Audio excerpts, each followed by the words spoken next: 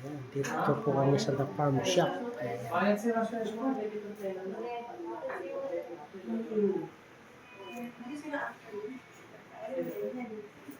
Ja myślę, że mam twierdza ci uwagę, bo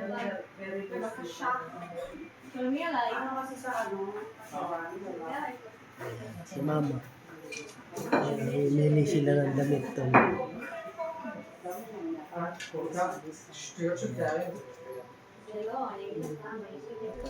Guest din po ito. Ayan.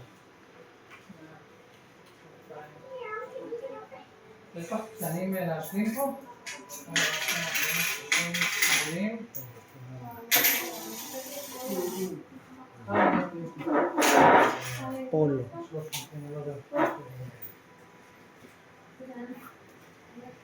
Ito yung mga